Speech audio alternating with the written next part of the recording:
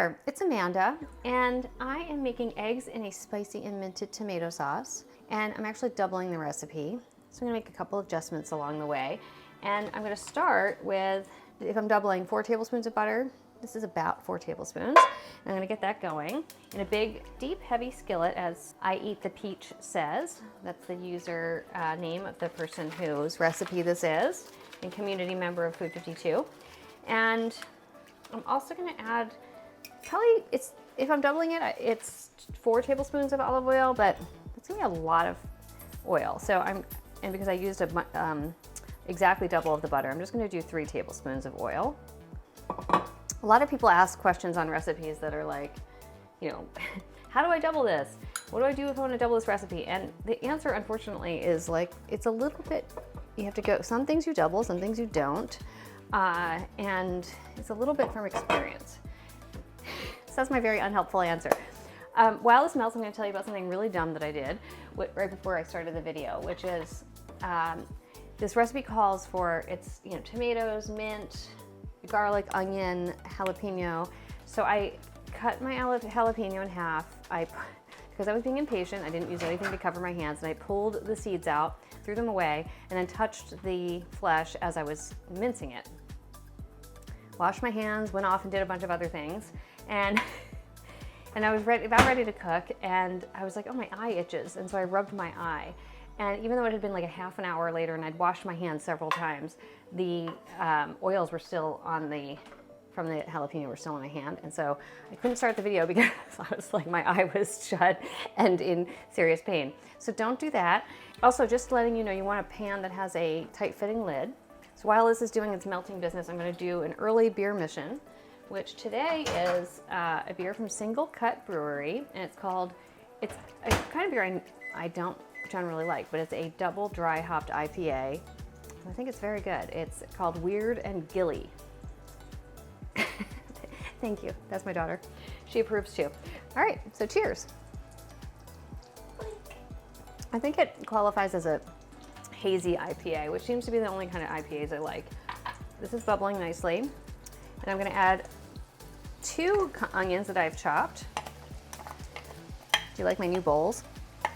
They are Japanese, and I got them on Food 52.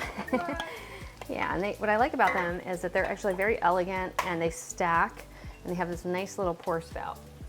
All right, so now I'm gonna just let this saute for about 5 minutes until it's translucent, and I will be back when it is. Alrighty, so the onions are nice and translucent. We're gonna add garlic, three garlic cloves, up to 4. You can double the garlic, but you're gonna have a really garlicky dish, so I just chose not to do that. I'm gonna go easy on the jalapeno, given how much my eye hurts and my hand feels like it's got like little spikes all over it. So I'm not gonna add that much, but if you really want something spicy, you just go for it and can add as much as you like. We're gonna cook this for a minute, and then we're gonna add crushed tomatoes. All right, we are moving on to the crushed tomato portion. And so, oops, this is a 28 ounce can, and this is a 26 and a half ounce pack. I can't remember what they call these.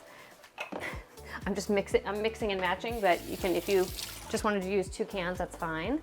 I'm gonna add 2 bay leaves, and I'm gonna add a little hot sauce. And it doesn't say to do this in the recipe. It doesn't say to season it until later, but I think you should season your sauce a little bit now and then a little bit more later. So I added a couple of generous drops of hot sauce, and I'm using Brooklyn Grange's hot sauce. And Brooklyn Grange happens to be in the Navy Yard, which is where our new office is gonna be. And they have a farm that's on top of the roof of one of the buildings in the Navy Yard, which is very cool. And we are hoping to do some fun things with them when we move in next year or later this year. I also wanted to mention, as I'm bringing this to a simmer, that I'm wearing Erin McDowell's pie t-shirt, which we sell on Food 52. I was very excited to get that over the holidays. And we have a couple of different designs and a couple of other products. So I hope you'll check them out and also buy her book. We actually, now I gotta season this with salt. So don't do, like, this is gonna cook down a bit, so you don't wanna like season too much. But give it, you know, a generous initial seasoning. And what I'm going to do is I'm going to bring this to a boil and then reduce it to a simmer. And then I'm just going to cook it uncovered until the sauce is thickened. I like this, and coalesced, which will take about 20 to 30 minutes. Because this is a bigger amount, because I'm doubling the recipe, it'll probably, I'm going to say it's going to probably take 30 minutes. So I'm just going to leave that do its thing once it's at a simmer. And then I will see you in 30 and show you what it looks like then. Alrighty, we are in the home stretch and it has been almost 30 minutes. I kind of did a fast simmer. As you can see, it's a very active simmer, and I do think that the sauce is coalesced. I don't want it to cook down too much because I'm going to add eggs, and I want them to have a little bit more room to continue cooking down. But first, I'm going to add some mint, some chopped mint. It's supposed to be doubling it. It's supposed to be about 2 tablespoons. I'm going to stir that in. The next thing is to add the eggs. So we're going to make a little depression right here. Okay. It's a little bit of like an uncooperative mashed potato well.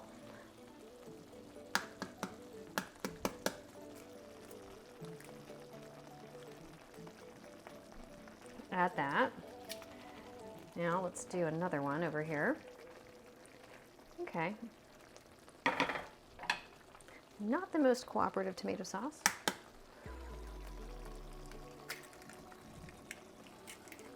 Essentially, you just want to give each egg a little bit of space around it to sink into the tomato sauce and gently cook. So this is a variation on shakshuka, which you probably know. And we're having it for dinner, actually. I guess it's technically a breakfasty dish, but it's a night before going back to school and work, so it feels like the right kind of comfort food. All right, so now I've got the eggs in, and I'm going to season them with some salt and pepper. I've got my new, I haven't used this yet, it's my oops, is it gonna work? Oh, well, if I take the bottom off, it would. Oh crap, no, don't do that. I just poured a bunch of pepper on there. That is the maiden voyage. Somebody's gonna get a mouthful of pepper, but that's okay. All right, so I'm gonna use my new pepper grinder. As you guys know, I like a good pepper grinder. Add that on top, and I'm just gonna cook it until the white's set. You don't want the yolks to cook, so I'm gonna keep checking it every couple minutes. And you should just cook them to your liking, and then we are gonna be ready to sit down. So while that's doing that, I'm gonna toast some bread. All right, so our eggs are done, and I'm just gonna shut off the heat. It says to serve it directly from the pan. I've got my crusty bread, but I'm just gonna taste a bite full first, and maybe with a little bit of yolk. Where'd that yolk go? Oh, there it is. Okay. We gotta give this a minute, because otherwise I'm gonna burn my mouth. I use my bread as my trencher. Mm-hmm.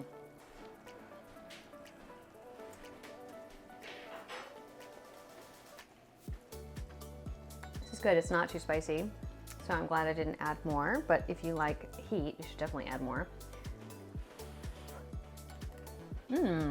This is such a comforting dish, and I'm excited to have it for dinner, which we're gonna do right now.